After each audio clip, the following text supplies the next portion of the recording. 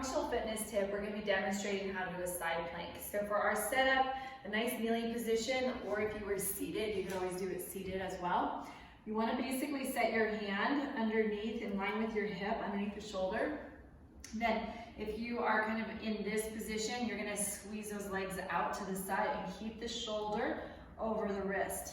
You want to engage the serratus, which is this muscle that wraps around the chest and the obliques. In this position, sometimes it's easier to have one leg cross underneath. The stacked is a little bit harder. Basically what you want to make sure is you're not over the top, the shoulder over the top of the wrist, otherwise you're dumping all your weight. You want to have it a straight line. And you want to be able to feel like you're being held up from more underneath, so it's not collapsed in the shoulder. You keep your alignment from your head to your heart, and then as you stack that bottom oblique and top hip, you want to feel like this is your plank, the frontal plank. Now, as you hold that position, you want to make sure you're not locked in your knees or dropping through the hip. Activate and feel like you're lifting up out of the ground. To take off wrist pressure, you can always kind of starfish your hand or spider claw, where you feel like you distribute the weight a little bit more through the palm and fingertips. And then you just keep that head in line.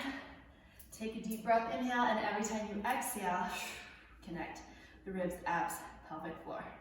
To come out of it now, if I just kind of bend down into that, and then I could come through, I like to take a little bit of a stretch in that wrist and roll it out, and then I can swing the legs around, do the other side unseated, or if I were kneeling, I would kind of just come out from the hip, stack, take the leg out, and then bring it underneath, or again, if it's crossed, that might be a nice way to keep the stabilization.